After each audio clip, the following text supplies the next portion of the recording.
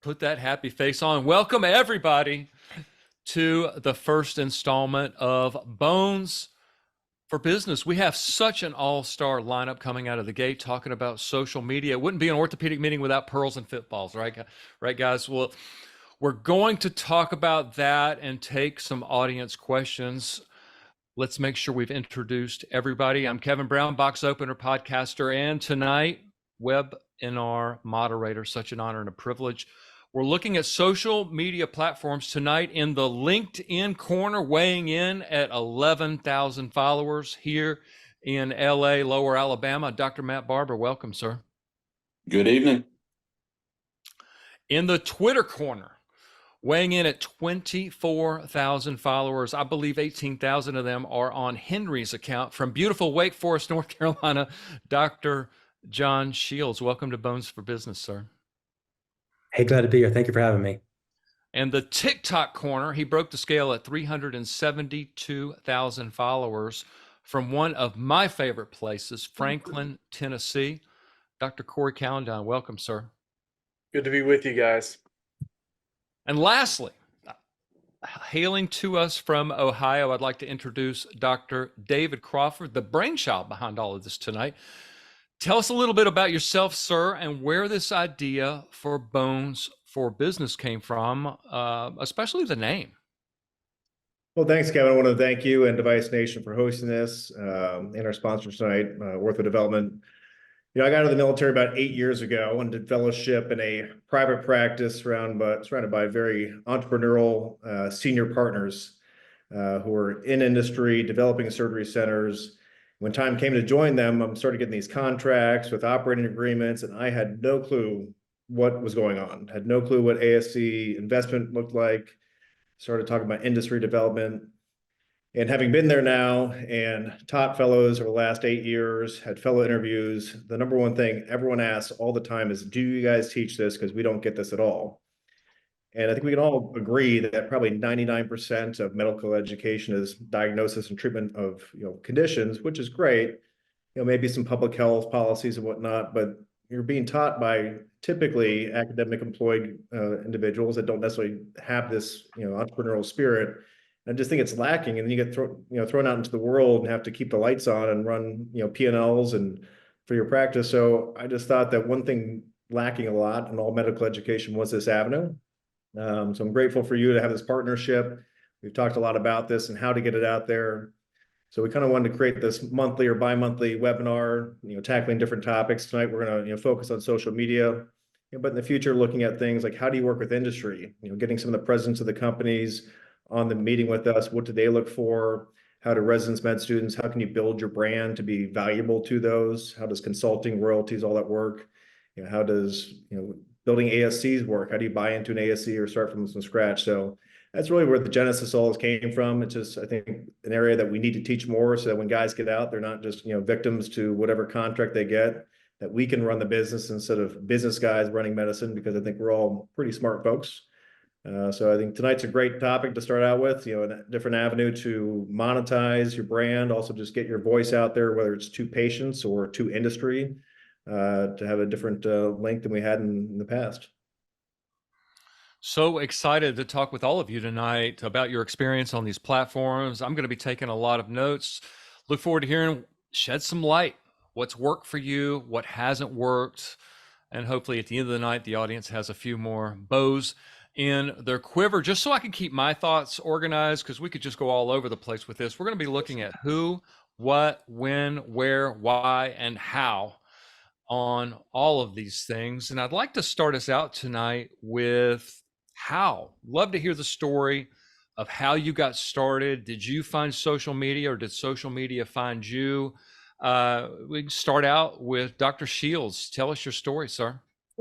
Yeah, sure. So I was, kind of always been on social media like everybody is, like most of the world is, but in a very passive way. In about 2018-ish, I had a case. Had a nail in. A lady had I had a nail in. I needed a hip replacement. I had to pull that nail. Asked my trauma partners. They said it's going to be a nightmare to pull, but didn't really give me any tips and pearls. And so I just happened to log on to Twitter and I saw some cases with people sort of asking for like advice. So I called the patient, I have her sign a consent form and said, here's what I'm going to do with it. And she was like, oh yeah, anything to help me. And so I posted this case on Twitter, and within 30 minutes, I had all this data from people all over the world. Chip Rout, wrote me and said, here's what the nail is, put a ton of these nails in. Here's how to take it out. This is the name of the set. I did the case went smooth as silk. And I was like, you know what? There's a lot of value here to learn and to help our patients. And from that point on, I was sort of hooked. I have sort of a group of colleagues I talk to all the time, who I actually met on Twitter. And we say that I think the fellowship 2.0, because it's always learning from people all over the world. Dr. Barber, what about you, sir? Yeah, a little different path, but very similar. And actually kind of started with Twitter first and then kind of branched out to some of the other platforms. Probably just because it was the easiest to figure out how to use. I was like the one person left in America that had no social media. So mine's all related to my practice. I don't really have any personal stuff on social, and picked it up there, and all the same things John talked about, just able to network with colleagues, able to do things that are patient facing, depending on the platform, to link up with industry to do all kind of things, to crowdsource opinions from subject matter experts all over the world, like he just talked about. Cool. Dr. Calendar? Oh, thanks, Kevin. I actually still haven't decided whether or not to do social media or not. So I'm still kind of on the fence, man. I was not on social media. I opened a Facebook account, I think in mid school or something, and one of my ex-girlfriends found me, and it didn't take me long to shut that account down. But two critical things happened to me to get me into the idea of social media. One was we left Vanderbilt. We were with Vanderbilt for 10 years, our group, our practice, and we joined a local hospital and rebranded ourselves as Bone and Joint Institute of Tennessee. And we were pretty sure, with Vanderbilt having such a big name in our area, that all the patients were going to stay with Vanderbilt. So we all got together. We were going to create a marketing committee. And I actually did not attend this meeting and was voted to be the chair of the marketing committee for this new venture. So that was nice. My absence from that meeting pivotal. So that's when I got all my social media. The second thing that happened that was so critical, and I don't know if y'all remember this, but there was a huge pandemic, COVID pandemic. I don't know if you remember, but essentially it was 53 days. I'm stuck in my home doing nothing. And so I really had to have something to do. So social media was my outlet. So all this started for me probably 5, 6 years ago. It's been great to share cases, which is incredible. It's been great to connect to patients. I'm sure we'll talk about different platforms for different purposes, but for me, it was all quite by accident. Dr. Crawford? Well, I certainly pale in comparison to everyone else. But I think I was in the operating room one day and one of the reps showed a LinkedIn thing. Did you see what so-and-so posted about this case? I'm like, what is LinkedIn? I know I've heard about it. This is probably 7, 8 years ago. So I just created an account. I probably sat idle on it for a few years, but then started following more and more people and seeing really cool content. And then really started making connections like we all have that, would not have made otherwise. And people I knew in the industry who then knew someone else. Started seeing some interesting posts on different implants. And then I started, commenting here and there, and, still don't feel myself as a high volume producer necessarily. But it's been super valuable, mainly for me in this practice and meeting other folks in the industry and then other surgeons and connections of, whatever it is people want to visit, whether they've got some interesting topics, and just starting, conversations off that. So it was a happenstance that I even did it. At that time, I don't think, an Instagram account or a Facebook account. So that was my first social media. It's really amazing, the connections, right? I mean, would we all even know each other apart from social media? Probably not. Maybe at meetings, but Maybe. My journey started with COVID as well.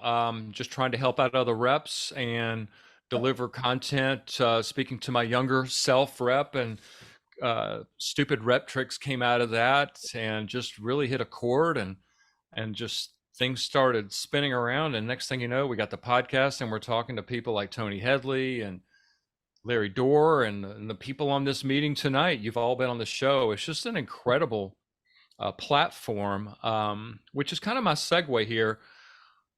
What platform, when we're talking to the audience out there, what platform makes the most sense? Y'all have all found success in your various channels. Um, was that on purpose? Did you, Dr. Shields, did you just find Twitter and that felt comfortable to you and you stayed there? I have trouble branching out of LinkedIn. I just can't seem to figure out the groove at some of these other ones. I'm just curious about why you chose the platform you did, and any advice for people listening, thinking about what platform they should kind of plant their flag on. For me, I logged into Twitter just because I already had an account and it was easy. I can't sing, I can't dance, I'm not very good on camera. I'm as an added insult also stutter, and so I'm not talking to anybody much. And so it was Twitter seemed like a logical place for me. Right. Dr. Barber, what about LinkedIn? Was that just where you started and that's where you just stayed, or did you look for it, or? No, not at all. I'm a little bit on all of them, and I think for somebody trying to get into it, I've said that before and won't belabor the point, but it's having the right tool for the right job. All those platforms are very different. The context is very different in all of them. LinkedIn was the weird one that nobody saw coming. It was this long ago. I think it was going to be some place that you post your resume or something, and it just kind of sat and then turned into this white space that nobody knew what to do with. And then, as Corey mentioned, COVID just blew all that apart. And so then people started putting cases up, talking about business, reaching out for all these topics. And it's very much, if you're in orthopedics, either on the industry side or as a surgeon, very much skews towards the business side. I mean, everybody on LinkedIn is at least making the pretense that they're there for some sort of commercial purpose. We've all kind of agreed to that. Nobody's really putting up pictures of their grandkids and things like that unless there's something related to that they want to talk about. And then that's kind of blown up over time. Dr. Callendown, I know you're on several platforms. Is there anyone in particular you like the most? If there was a new surgeon coming to you saying, where should I start? What do you think? Yeah, I think for me, I mean, I'm interested to hear what Shields has to say, but I mean, for me, I think if you are starting from zero, LinkedIn seems safe. But in whatever platform you want to do, if you want to start professionally, I think that's a good way to start. But on any platform, I guess the point I would make is find the people that you not admire, that's too strong, but find the people who are doing what you want to do, and then you can duplicate that. So for LinkedIn, I mean, look, you need to be following Barber and Crawford. I mean, these guys are icons on there. And so it's not that hard to start wherever you start. But if I had to say you pick one to start, it'd have to be LinkedIn. But I thought it was a good point. You might be a guy that writes, you might be a guy that likes to talk. You guys are probably shocked, but I don't mind talking. Actually, I don't mind the camera. I know it's shocking. I know don't we're believe it. revealing all the secrets here. So there's an outlet for all of that, but I think that's the key, and probably don't bite off too much at once. I have over 6 years. YouTube actually is probably the strongest search engine, and there's advantages to all of them. And now I've kind of spread out, like Barbara mentioned. I guess I want to ask here on this, but what audience are you looking for in the different platforms, right? Are you looking for Great. colleagues, patients, industry? Maybe go back to John. I mean, who are you? Well, obviously, there's personal value, but also we're doing this time. Who are you trying to reach? So, am I trying to reach anybody in particular? No. I mean, honestly, I'm there to learn. And if Twitter is the place where there's always a conversation that is going on with people from all over the world. And so I'm not in it to like reach people or to teach or to educate, although, that's involved in it. but I'm just, kind of there to meet people and learn and talk and just, learn as much as I can, help my patients. I will say that every platform, I think every different platform, I've got an account on in every other platform, sort of dabble. Every platform sort of has a personality. Like I feel Mhm. like you log on Twitter and you have to be ready to get sort of roughed up a little bit. And it's not that way on LinkedIn. It's very professional and very business-like. And so I Right. think each platform has sort of a flavor. I guess Corey and Matt, being both of you guys are on multiple platforms, are you reaching patients on TikTok and Instagram, reaching colleagues on LinkedIn? Maybe start with Corey and see kind of, are you obviously building content differently, right? What you post on LinkedIn probably is not what your TikTok videos are. No, that's exactly right. I mean, ultimately, you have to meet people where they are. So LinkedIn obviously is the more professional, like we've talked about. I'm linking to other surgeons, you guys for sure, in industry, and it's pretty incredible how many opportunities, business opportunities. I'm talking about consulting opportunities have come to me. Not that I was looking per se, but they found me there in the business space. But Instagram, TikTok, even YouTube is really more patient facing. So it's really more education based. But to be honest, yes, I have people come into my office every day that say, "Oh, I saw your video on this or that." And they're talking about Facebook, Instagram, and TikTok. And I'll tell you what it's done for me. I don't know if they were coming in anyway. I don't there's not a lot of people from Dubai coming to see me. Although, occasionally you'll get the international guys that do want to come in, and that has made some connections. But it's the fact that when they meet me, they feel like they already know me. You're giving your Right. patients an opportunity to know you before they ever get in the door. So I'll come in and they're like, "Oh, so good to see you. I feel like I already know you." And quite frankly, it saved substantial time establishing rapport to patients. So patient facing education, even if it's not delivering direct patients, just that kind of overall aura, I think is really helpful. Great point. That takes me to a question. I want to get into the how you generate content, that whole process. But first, the whole why. Do you think that you have to answer the where's your why as you get into these platforms because that would affect your content? And if that is correct, if I'm onto something there, I'm just curious what y'all's why is. I guess I can say, like, at least what I post, I always have a why. Why am I posting this? What am I trying to say? I'm not one that puts content out every day, every week. Usually I think I have something meaningful that I'm trying to either convey and or meaningfully ask.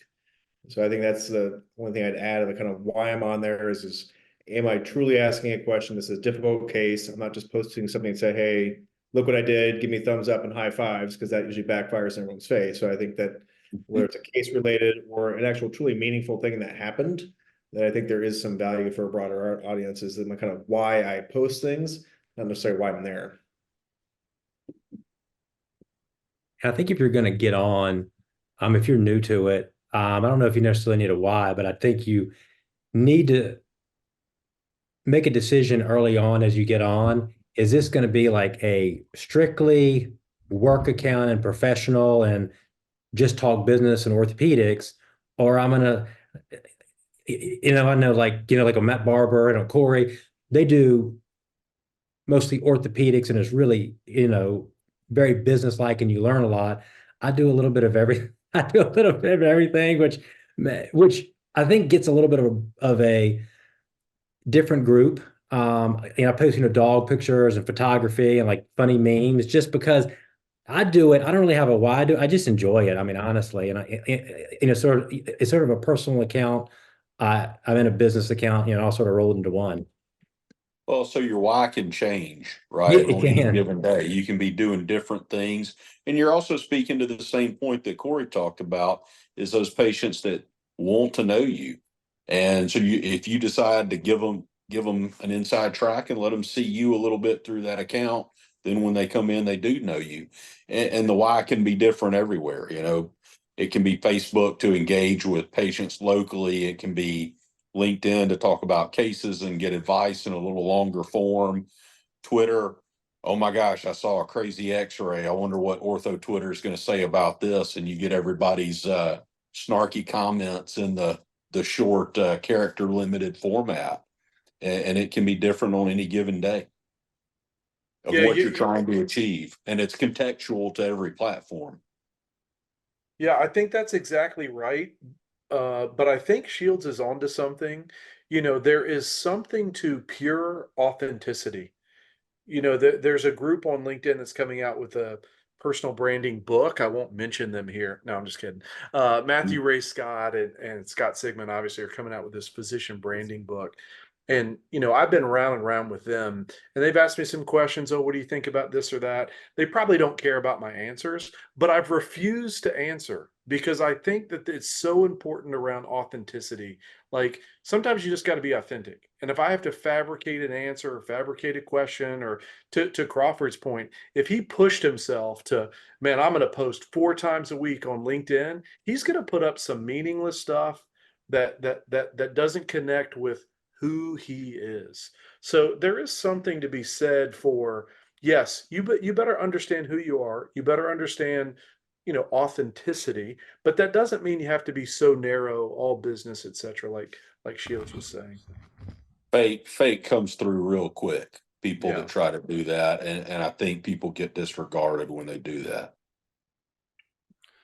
One of the things that I always look for, part of my why, is to make somebody's day better. Not all the time, but if I can make them laugh about something, point out the absurdity of something that we deal with on a day in and day out basis. And I'm just curious, is that imperative if you're going to be on social media? Do you have to be entertaining? Do you have to be somebody that can make other people laugh? I mean, does a serious person have a chance on these platforms? I I'd say I'm think that not that entertaining, and so that's why I stick to LinkedIn and just post content that I can edit and think about, and take out as many words as possible. Whereas you get guys who are naturally funny and talented, I think it comes across, both Matt and Corey's points. If you're disingenuous, and that's not you, it comes across very easily, and that's not your personality. And so I don't think you need to be someone who you're not. I'm not going to be the funny meme guy, the ophthalmologist who does all the great, humor in medicine, because he does a great job at that. I would do terrible. So I think know who you are and just be authentic to that. And I think there's different platforms for it. Agreed. Let's open up the hood a little bit on the how you do what you do thing. I'm genuinely curious about this. Dr. Shields, I'd like to start with you. When it comes to generating content for Twitter, what does that look like to you? Is it just an observational thing? You pick things that you see throughout the week that kind of jump out at you, or is there something more intentional? Do you mix it up? Are you looking for, okay, only 2 dog pictures, for this day? Or, I'm genuinely curious as to what your creative process looks like. so. I do not plan anything out. It's just kind of it's like an observational thing. What happens, if I go on a trip, I take a bunch of pictures, I'm going to post a bunch of pictures. If something comes in the clinic and I think it's interesting and I want to talk about it, bring something up. And so it is completely random. And I know that in these platforms, there is like an algorithm that if you post between X hour and X hour, it gets more hits and more likes. I don't have the restraint. And so if something that pops in my head, I just post it and that's it. And I do know people who, sit down on Sunday afternoon and they plan content and they have these things that I'm going to post for them. And I think that's a great way to do it, from a business model. But I'm just, I plan my surgeries a month in advance, and I plan my posts on Twitter about 3 seconds in advance. What about you, Dr. Crawford? Any thoughts? Again, I'm not a high volume content producer, but I just usually I do a lot more commenting probably than I do posting, and I'm careful of what my comments are most of the time. Sometimes a little bit trolling, but nothing is planned in advance. I don't say on Tuesday I'm going to drop this. Right. If there's something I thought long and hard about, and it's like Friday, I got a lot of thoughts, I'm probably not going to post a long, meaningful thing on Friday night at 10 p.m. that no one's going to see. Maybe just save that and wait till the next week. But I think if you're feeling something that's meaningful, whatnot, at least on the content side, at least put it down when you mean to. Then maybe wait till at least an appropriate time to post it based on the platforms. But there's no rhyme or reason. I don't have video editing quality like Corey and Matt, and the serious couch with the secret lighting that makes Matt look all sultrous and sexy. Oh my goodness. What about you, Dr. Barber? Is it just observational stuff? Are you just basically taking people through your day and things that you saw that was that kind of caught your eye? Yeah, it's a lot of that. I mean, there's some of those little things. It's just like a snapshot in time, even like John's talking about with pictures where, oh, I saw this and, you know, like nobody around me would care or think that was cool. But if I put it on social media, I can connect with all the ortho nerds and the rest of the world, and we can all enjoy this together. You're just bringing that community together. There's so many of these conversations and observations and talks. These are things that happened at dinner tables at national meetings, you know, once or twice a year in the past, and now they happen 24/7 on the web. Dr. Callendown, how do you approach this craft? Yeah, I wish I had some master plan, Kevin. It's awesome that you think that maybe I do. LinkedIn in particular, I like what Crawford said. Everything on LinkedIn, by the way, is only my pen, only my thought. But I'll have a thought about LinkedIn, something deeper in the business world, or something about knee alignment strategies, or real challenging clinical situation, or I'll chew on it for a long time. Like, LinkedIn has to marinate for me, and I am more likely to release it on, Tuesday through Thursday in the morning, because if we're going to have an impact, you have to reach your audience. Nobody wants to talk about, how to reach an audience, because it feels a little like slimy. But the reality is if you want to make an impact, you have to reach those people. So I think there's something to be said for, if you have something that you need a lot of advice on, trying to meet people where they are. And I think there's something to that. Now, so LinkedIn is very, very different for me.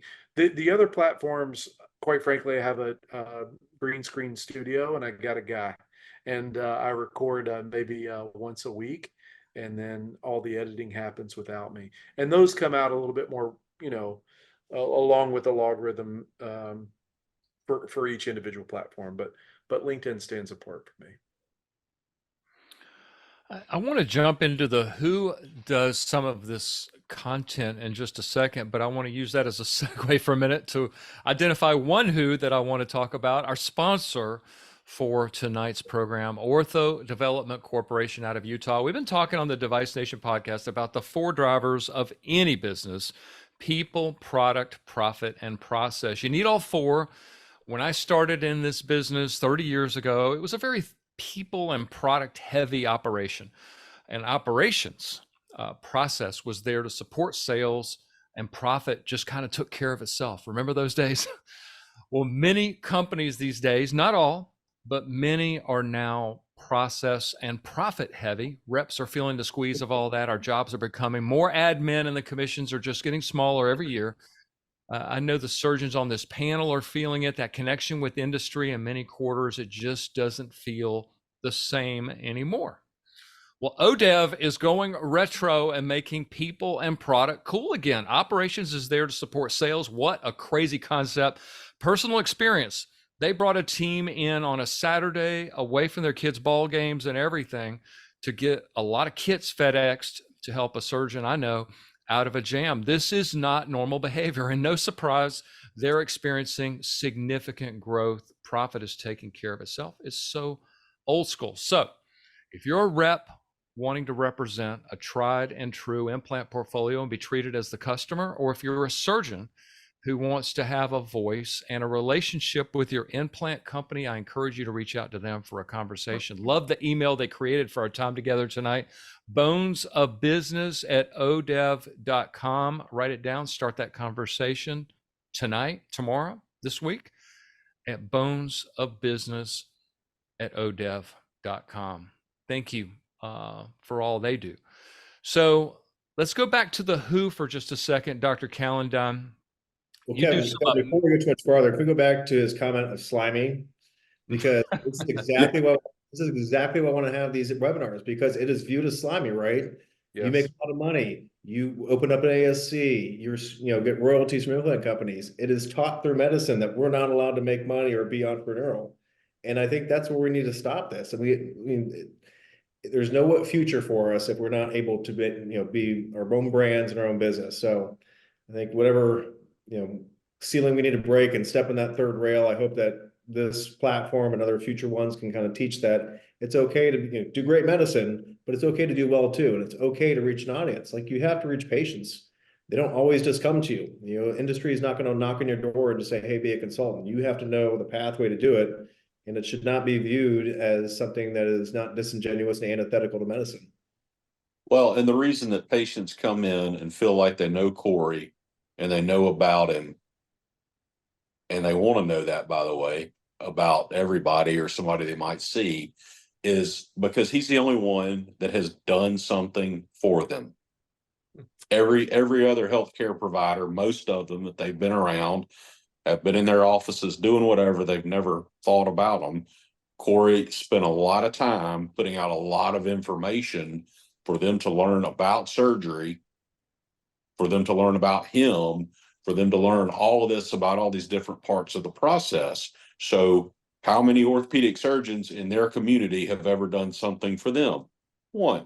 When they've got an issue, who are they going to go see? This is a win-win for everybody involved. Yeah, that's very kind. I do think, and you hear it a lot, and it's important that you lead with value, right? I mean, why do they want to listen to you? Just back to the funny, silly stuff. If you're just a funny guy like that, that'll run so long that they may or may not trust you. I mean, but if you can offer them something and put it out there, and there's a lot of people obviously that consume the content and send it to their parents and all that kind of stuff. And not only are you helping them, you're helping the people that they love. It makes an impact. All right, and I'm sure this has never happened in your particular case, but if you were just the wrong personality for a particular patient, they found out ahead of time and saved you and them a lot of heartache because they've gone somewhere else. I'm sure it happens all the It's time. it's all theoretical in your case, but I'm sure it happens all the time. People want to match, man. People want to match. yeah. And that's okay. Dr. Crawford, you used that word earlier. I wrote it down, third rail, and I thought that's a great segue asking our panelists tonight, what's that third rail for you? The content that's off limits, is there a post that just went completely sideways for you? What are some of the absolute do's, absolute don'ts for people just getting started on these platforms? I avoid many polarizing topics.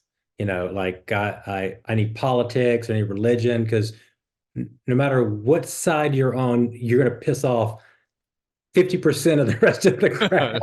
And so I avoid all those polarizing topics. And the best advice I've ever heard, and I always repeat it, is if you go to post it and you think, you know what, if my mom or my grandmother read this, they probably wouldn't be too happy. Just don't post it, because it can only get you in trouble. Yeah, that's good. I just think you can also keep in mind that look at it through the lens that everyone is going to see this. They may not, but everyone could. Whether it's your coworkers, whether it's your bosses, whether it's your family, whether it's patients and whatnot. And certainly things in our world, you can have controversial thoughts on kinematic alignment versus whatever, that's fine.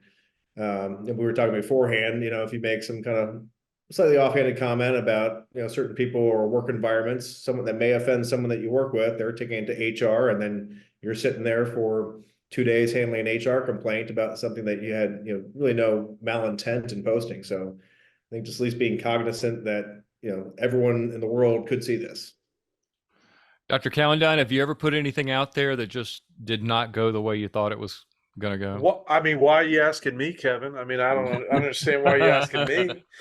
Unfortunately, yes, not so much in the LinkedIn serious world, but there's a huge problem with violence against nursing staff in hospitals in the emergency room. So this came out, and actually I talked about it on LinkedIn. Hey, public awareness, like, let's protect each other.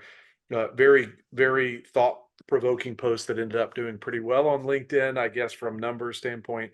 People rallied around the sentiment. But on TikTok, trying to change my voice, I said, man, can this be right? Like 30% of nurses, are, in a physical altercation with a patient, because no one's ever come at me.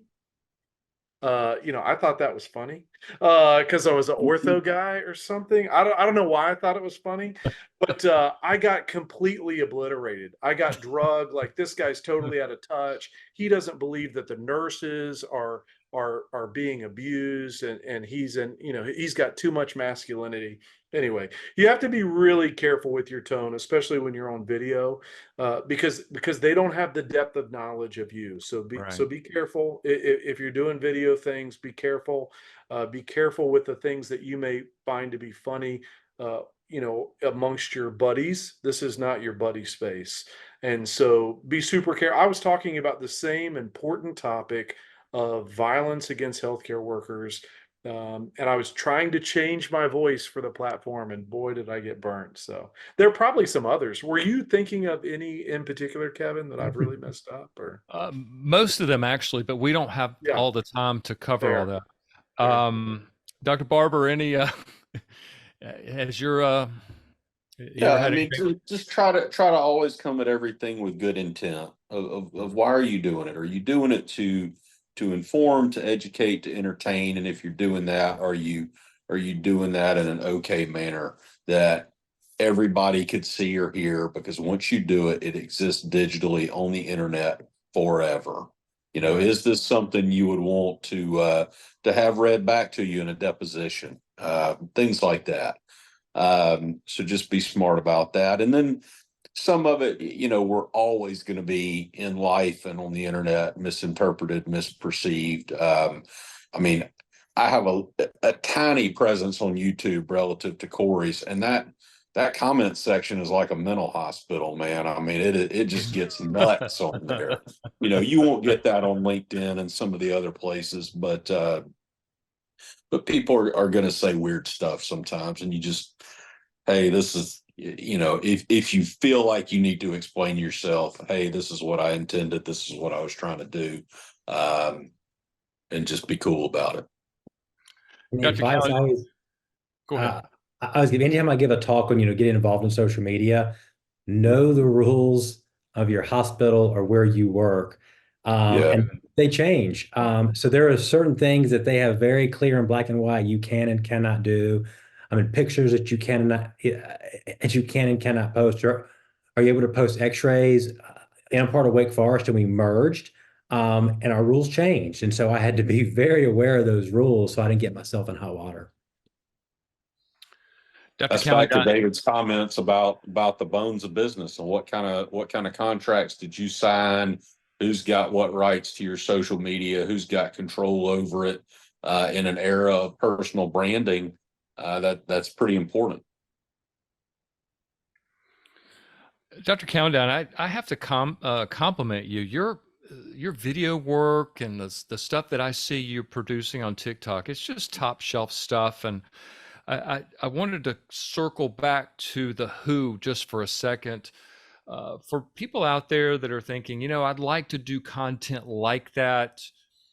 Who does your content? How would somebody go about that? That they don't have time, they don't have the bandwidth to do video editing and all this other stuff. How did you come around that process? Any advice for people in the Yeah. audience? Yeah, very slow process. Just like social media for me, I didn't know I had a TikTok account until I accidentally uploaded a video that was meant for YouTube. I uploaded it to my TikTok account because I don't know how to use my phone very well. This is a true story. And so I didn't even know I had a TikTok account. I'm not even sure how it happened. So, 8 hours later, I had like 2.6 million views on a 30-second video on TikTok. I'd never posted anything on TikTok. Wow. The video, here you go. This is how I started on TikTok, which is some of this kind of higher end editing stuff. I have my little helmet on, right? It's got the little light on. I'm walking through the hall of the hospital. And I say, hey, have y'all ever wondered why you have to get to the hospital so early? And I say, hopefully your surgeon beat you there, some stupid comment about the surgeon. And then the first thing I say is, well, we got to check your insurance. I'm talking about the hospital checking your insurance. TikTok absolutely obliterated me for mentioning insurance because they thought, oh, this guy cares about his money. But consequently, that controversy, that rub, led to a beautiful conversation around healthcare models in the US. And actually, it was a pretty educational post, all happening on TikTok. How did I do that? I took a phone and I walked down the hallway in my little ridiculous helmet that all of us have. So first thing I would tell you about that type of content, don't feel pressured to do it really complicated, especially early on. See if you like it. See if you can talk in front of a camera. See if it's something you enjoy. Inside all of these apps, there are ways that you can use a prior post as a green screen. Start there. And then if you really want to figure it out, if another pandemic comes around and you want to buy everything off Amazon and have a green screen, and I have a video guy now that finds cool videos for me and throws them in the background, I can tell you to do that. But I would tell you, don't start there. Start with your simple phone, walking down the hallway, talking it out. Start by remixing some of the posts that are already there. See if you like it before you get too involved. By the way, those are just as impactful as the pretty stuff. It's just that I'm really ugly and really bald. So the video editing helps tone that down a little bit. I will say I didn't get any credit for a certain video we did recently of an MMA fighter that I've operated on 3 times that you voiced over. And Buddy, yeah. I didn't know. I didn't know. You I was gotta like, tell come on, me. man. You gotta tell me. So I kind of hop in for a second. Prior to social media, our world, orthopedics, I'm sure every other specialty was driven by these key opinion leaders, right? They're the ones in the knee society, hip society, at the meetings, usually from very academic institutions, and takes a long path to go down that way. And they were the leaders of all this. And they're still great guys in that field. But interestingly, I don't see any of them, with few exceptions, on social media. And there are some that have kind of crossed over.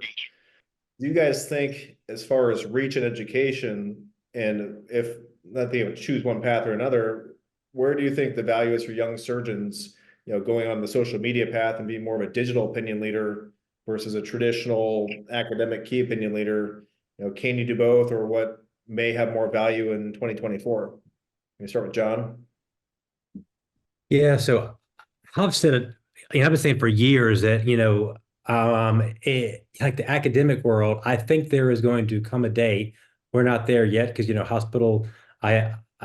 think hospital medicine lags behind everything, 10 to 15 years. But I think there's going to come a point on your CV where it's, it's your social media work and your social media presence. And that will go towards, being promoted and things like that. But what I've always said is, I said earlier, as I was like a stutterer, I felt like this is a place where I could very comfortably make my own platform and make my own brand, and kind of gives you a voice where you feel like you don't always have a voice. I would work 3 times as hard to not give a podium presentation because I hate doing it, but I have no problem getting on like social media. I am like interacting with everybody. And so I think it can give anybody a platform and a voice. Even if where they work in their career, they don't have one, they can give themselves one.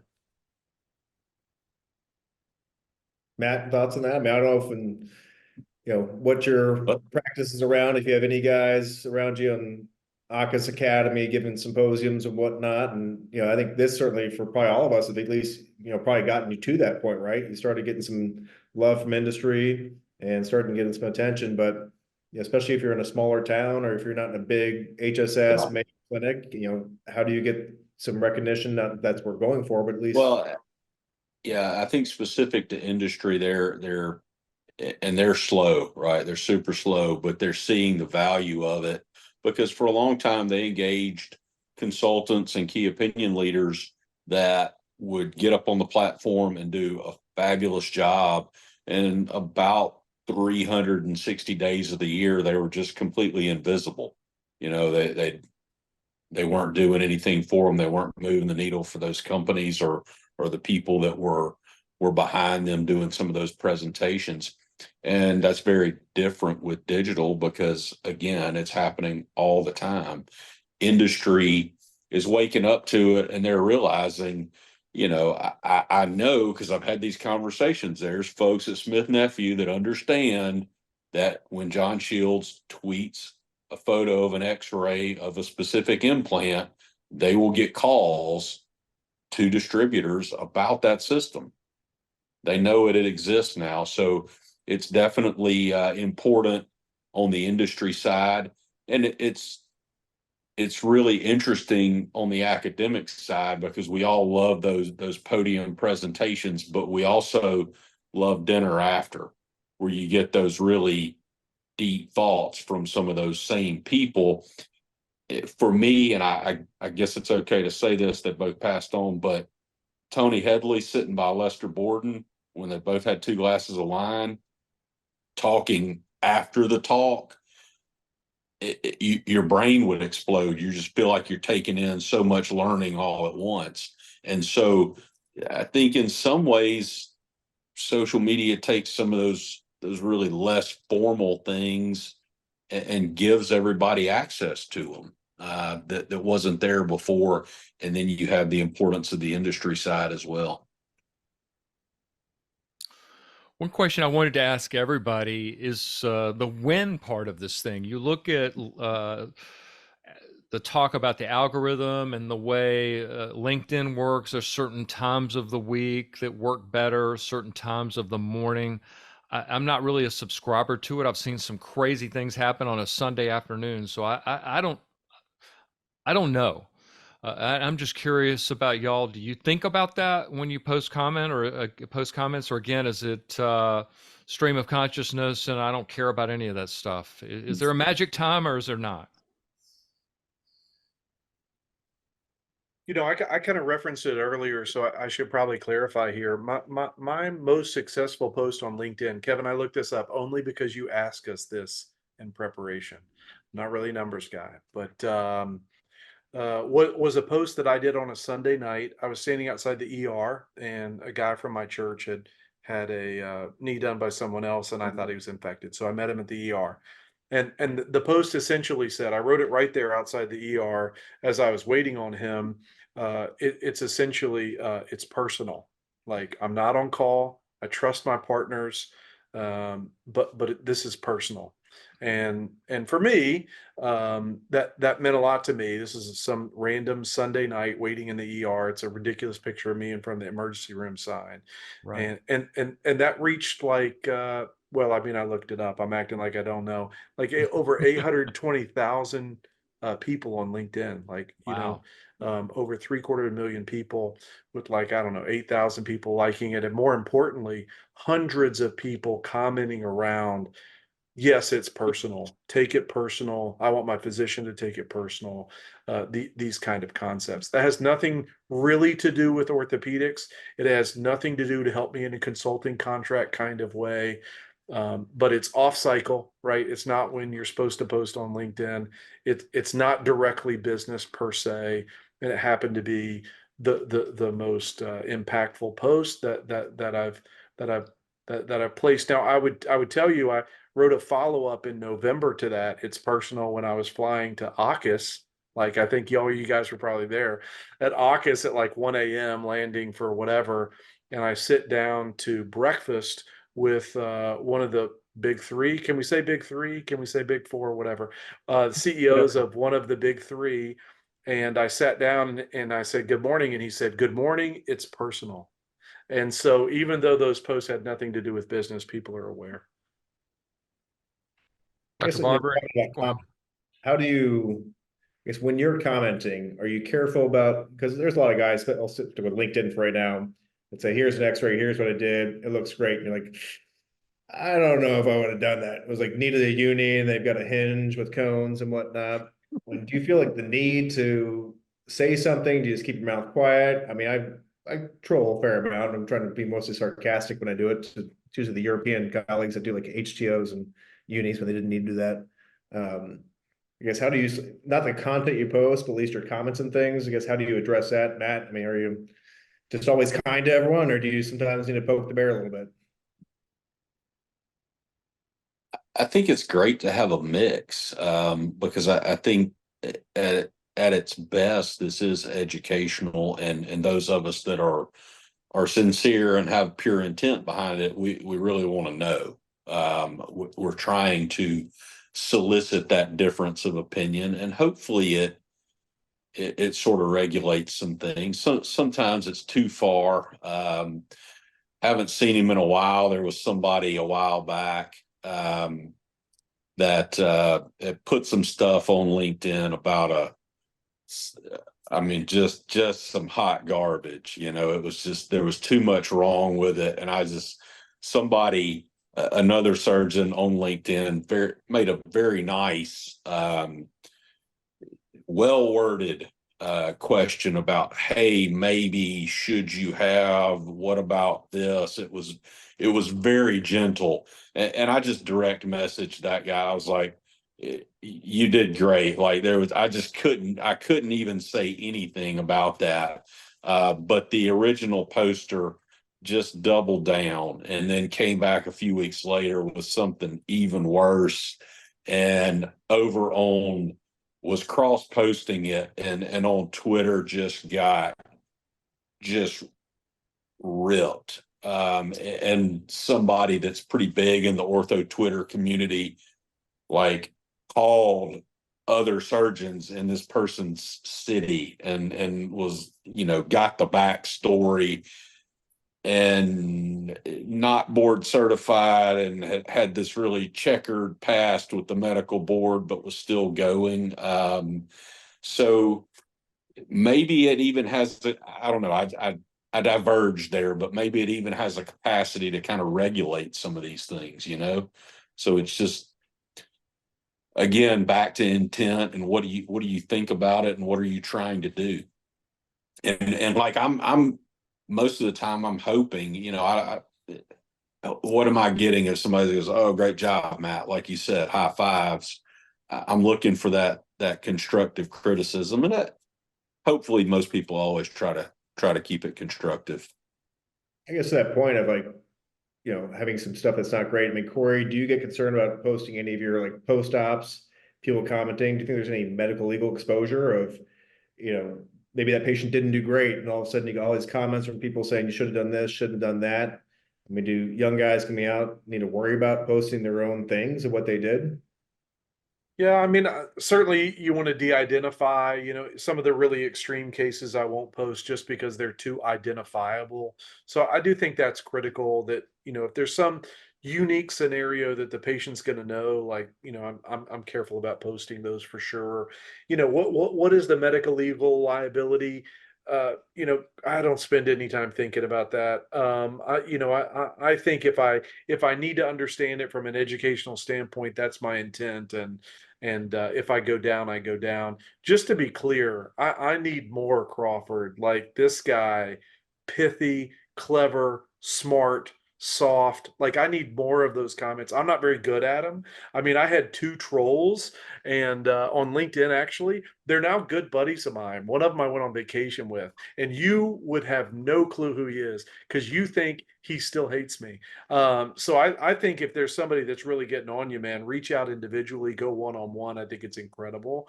But yeah, I think that there's good. I think to Barbara's point, if we don't check each other, what are we doing? Like, if it's just a stroke session to make everybody feel better, we're really not contributing here. So I think you have to speak your opinion when it differs.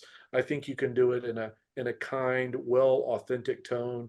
Crawford, I really do think you do it well. I've seen you disagree staunchly, and it makes me smile every time because you're so kind and gentlemanly about it. Somehow, I can see you wearing your suit perfectly pressed when I'm reading your comments. It's amazing.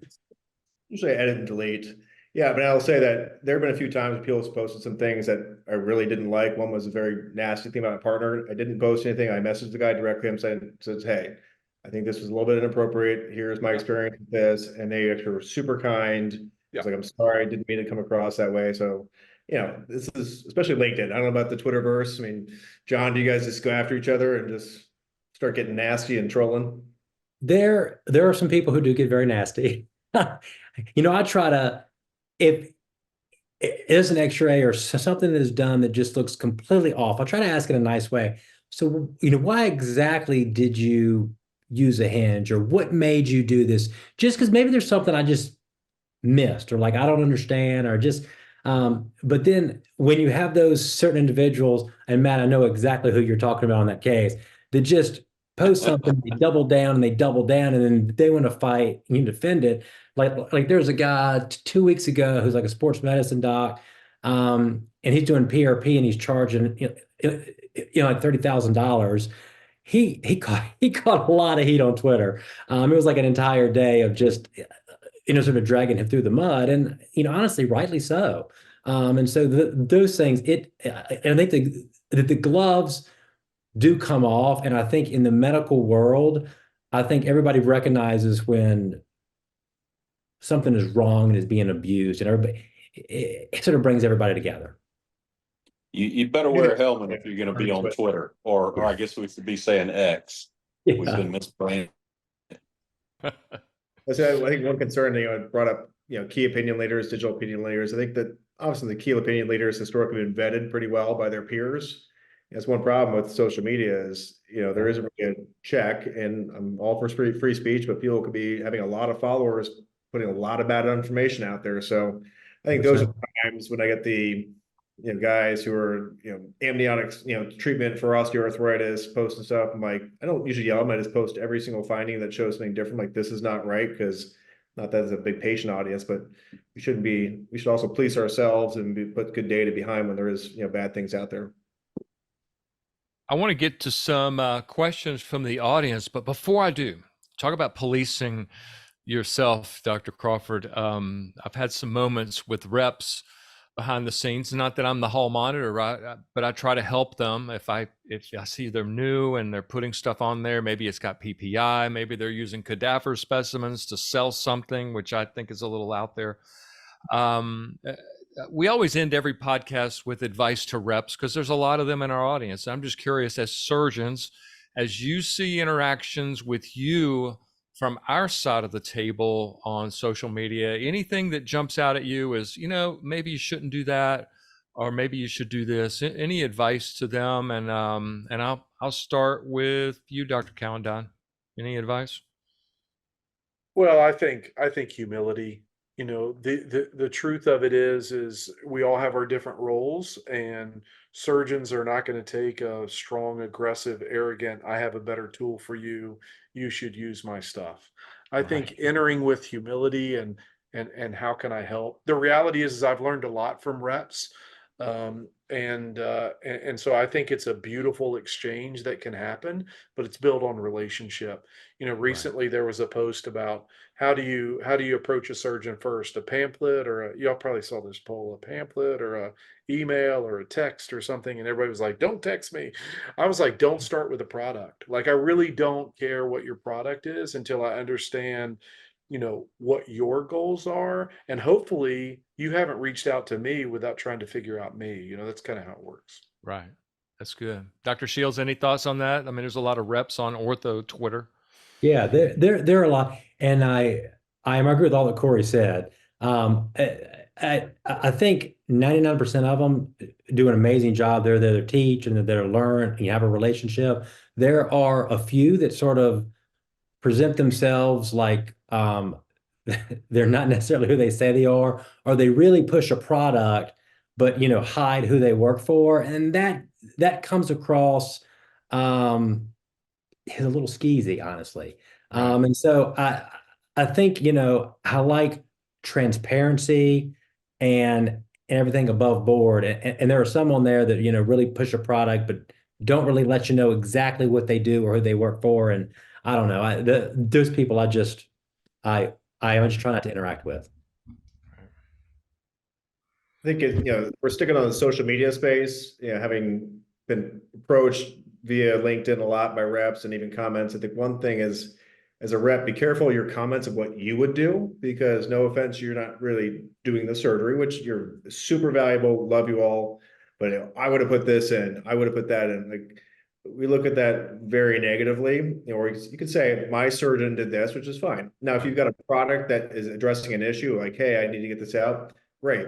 And the other thing is, if you're trying to, like, friend request or whatnot, don't have a 17 paragraph message with your request. No one's going to read it.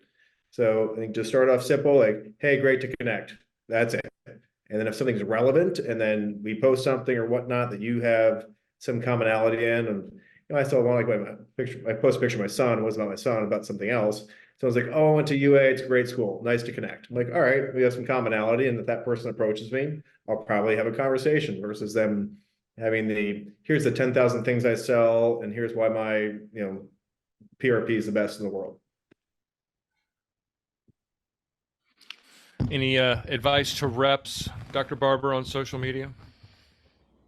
It's a great place to do research. I mean, where else are you going to see this many surgeons that may be like the people you're trying to talk to, talking about what's important to them, what they're looking for, what their problems are that they need solutions for.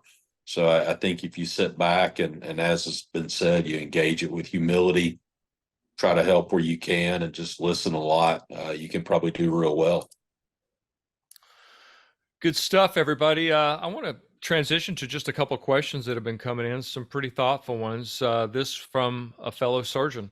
How will digital opinion leaders interact differently with industry than key opinion leaders? If KOLs get paid to be at the podium, would there be a scenario where digital opinion leaders get paid per post, comment, or DM? I'll just throw that out to the panelists. What do y'all think? I think it's a great question. I will caveat that no one gets paid to be on the podium unless you're speaking at an industry meeting. So that is different than just speaking at the meetings. But this goes back to, fellows and residents, say, how do I become a consultant? I was like, well, what value do you bring? Yes, they use their product. Your value is, do you have reach that then your message has value to other people and other people use their products? So historically on the podium was, I'm speaking about whatever type of knee platform, and then that builds trust, and then people use it. And I think that's why they get consulting jobs. I think this can be certainly parlayed, and I've seen it in my career of having some value, and it brings that. And I post things for industry. I think there's great crossover with relationships that can get you those consulting jobs and can get you those, implant development jobs. Dr. Barber, you think there's any role for digital opinion leaders? Of course, or we wouldn't be talking about this. Industry is there to sell products. Hopefully, doing that in a good and ethical and right way that serves all of us as patients and as consumers in the healthcare system too. But yes, they are beginning to figure out that they can move a lot more products with digital opinion leaders than they could with KOLs. And they're, especially at the really huge corporate shops, they struggle to get their arms and their minds around the compliance part of that. But they are beginning to, and you will see more and more of exactly that. I totally agree with that. I've been a lurker for quite some time on industry posts, and I know that a lot of the likes that they get are just people that work for them, right? They don't that Wheaties box thing of advertising to the masses. It just doesn't seem to get any traction.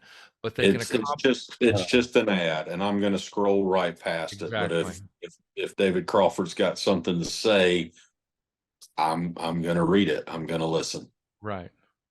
So to that point, you've got the audience. You've been building. You've been feeding this plant, and now it's grown up. How do you monetize this thing? How do you transition the carry, the weight, the voice that you have in so many people's lives into something that you can actually make some money off of? How do you make that step? We're looking at you, Corey. Yeah, I'm waiting to hear too, because I make $0. I'm really doing it wrong. There's two parts to this, though. There's the part that's what David talked about, which is positioning with industry, which is consulting things, development, things like that. And then there's just true monetization off of the social media part, which would be for Corey to answer. Well, a couple of thoughts I had. Digital opinion leader, key opinion leaders. I think they're going to blend over time. I think it's about who can reach the audience and who can get the message out. So I don't really like the division of two. You know, like I could speak on a podium. Like I'm pretty smart. But because we have a digital presence, somehow it's written off almost. I think there's going to be some merging. And I think what we're really talking about is who can have the reach to the masses. And I think that, like Barbara was saying, I think it's pretty clear that in the digital world we're going to have better reach, no question. With regard to monetization, you know, I've been approached by many orthopedic companies, non-orthopedic companies. I've actually never been paid for a post on any platform, and until my heart changes, and it may never. I will never take money for a post, a comment, in any way. Everything I say is truly authentic and only to me. And just to be clear, I've gotten in trouble before. There's one company that I work with. I went to the national opening of another company and I posted on LinkedIn. I got a call in like 30 minutes, and I think that they thought I was going to be uncomfortable.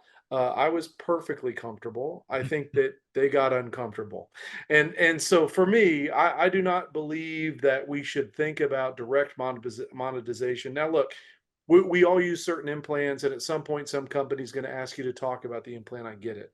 But with regard to what I put on social media, I don't monetize. Now, we were talking before the show started. You know, there's such a reach on social media.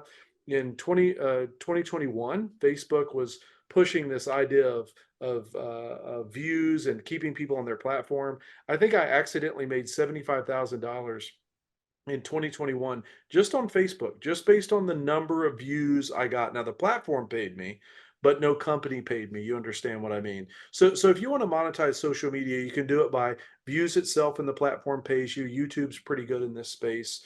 And it's probably more of the longer play is the YouTube. You can pay for a post, right? That you can make a lot of money like that. I do zero of that.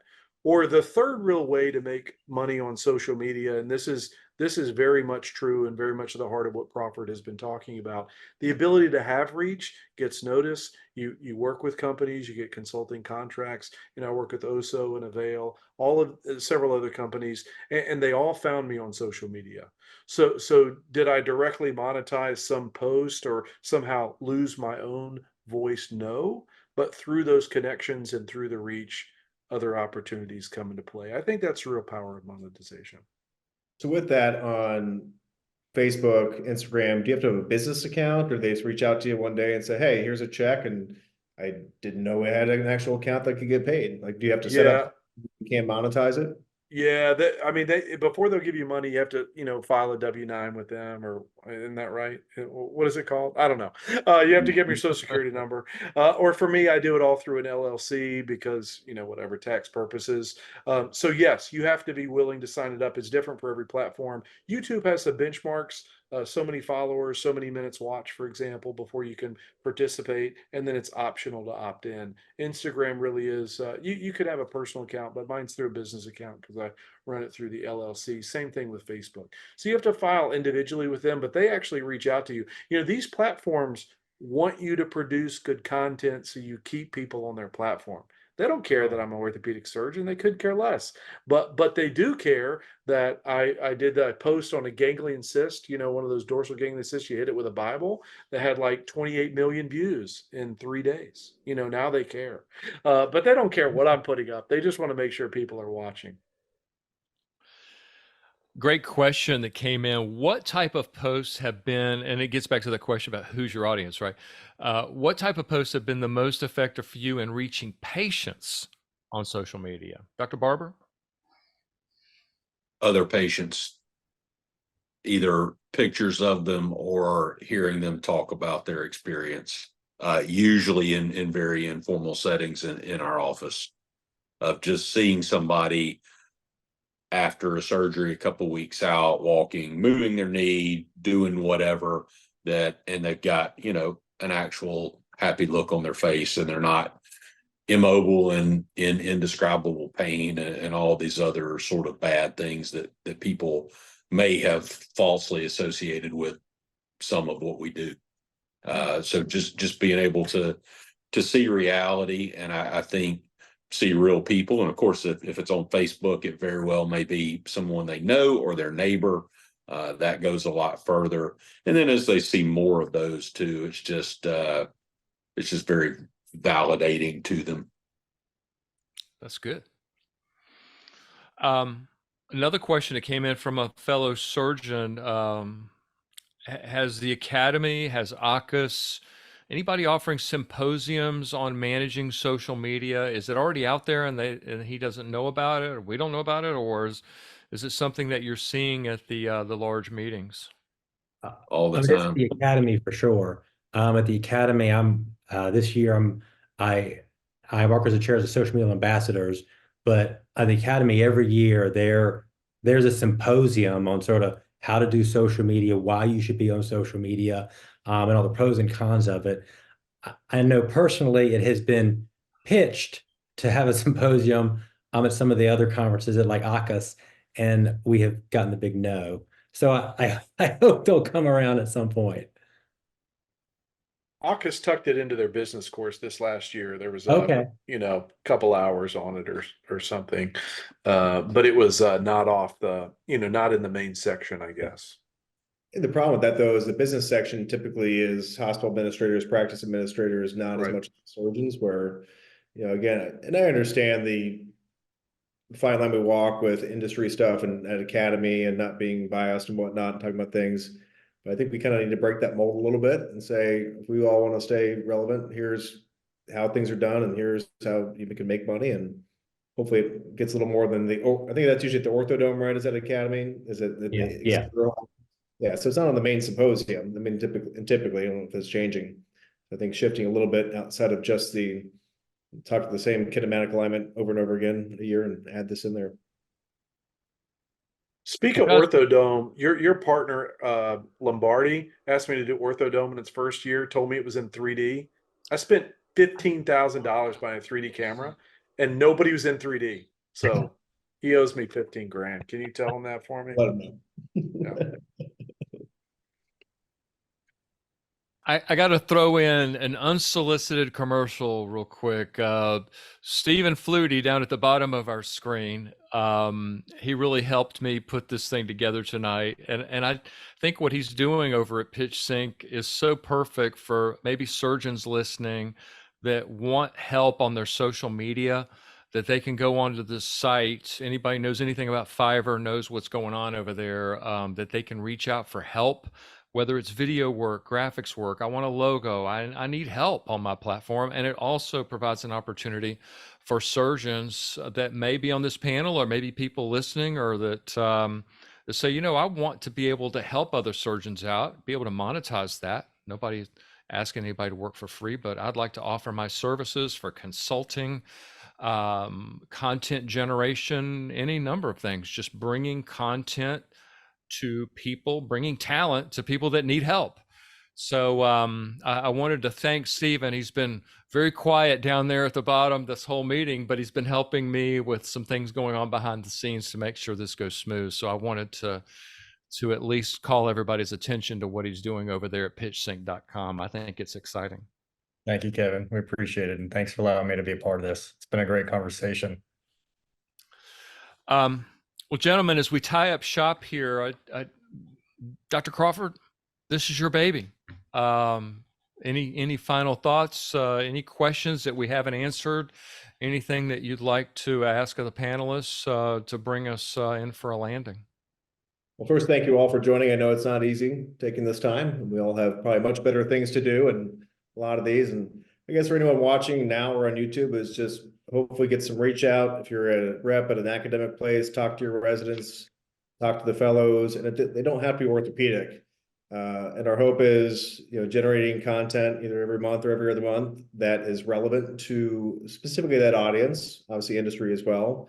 Direct them to Kevin and have them, message him ideas of things they'd like to hear about, because our hope is that this can grow. into a platform that can truly provide meaningful business education for medicine. Dr. Crawford, you had a slide with some graphics on it. Do you mind if we throw it up? Or Oh, sure. I it don't know which had- one you're going to show, but yeah, it had some interesting stuff on it. I don't know. I would have known it without LinkedIn. There was a paper presented out on JOA at the end of last year about the clinical results of surgeons who were engaged on social media versus those that weren't, and it was statistically significant. I was just curious as we close this shop up. Do our panelists think there's any clinical value? Do you agree with these papers that have been coming out about this? What do you think? I think there's a value across the board. I mean, there've been lots of data that says if you talk about your research on social media, it gets more hits. There is data that says if you look at the med schools, they expect that if they're looking at a residency program, they in this day and age think you should have a social media presence to have sort of a keyhole into the program to look in and get a peek at sort of at the residents, at the faculty. I mean, some programs do a great job with it. Some don't. I mean, there's value in networking, and I mean, just across I'm across the board. There's value to help your patients, to get patients, to learn more. But you can do 3 million posts and have the biggest presence in the world, but one post can absolutely destroy you on social media. And so you have to be very, very careful. There are lots of horror stories about that. Wow. I Dr. think you had Barber? a study that showed that patient reviews were higher on surgeons that had a larger social media presence. I think it was both the core and maxillary points that they get to know you, they feel connected with you, and I think that obviously that is a big driver of our Google reviews and our proms that we get afterward. And if they like you, it makes a huge difference. Couple things, and there's probably multiple points. Is one is selection bias. I mean, the people that are more comfortable with what they do because they're educated or they do it a lot are probably more likely to be the ones that are posting on social. I'm like 100%. I'm a better clinician and a better surgeon because of people that I've met and interacted with due to social media and then in person. The surgeons on this panel being prime examples. I've learned from all of them. And then, yeah, it's patients know you. So patients that are motivated to do well seek you out. It becomes a self-fulfilling prophecy in a lot of respects. And these to a presence on social media and people being able to interact with you and then reviews it all integrates together. I have sort of this weird theory that it's a social equivalent of the blockchain. Basically all of these little touches are part of something that validates who you are and what you are. And so one patient that stands up and says, oh, Corey Callendine's a big meanie and I hate him. There's instantly all of these other data points of patients, of people in industry, of other surgeons that say, no, know who this is, know his work, know who he is. And that's who this is.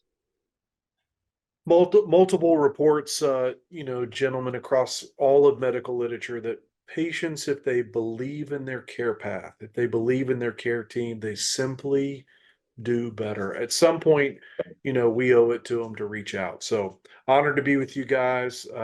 Sorry to be speaking at all. I'd much rather listen to the icons here on the panel, but good to be with you. Thank you.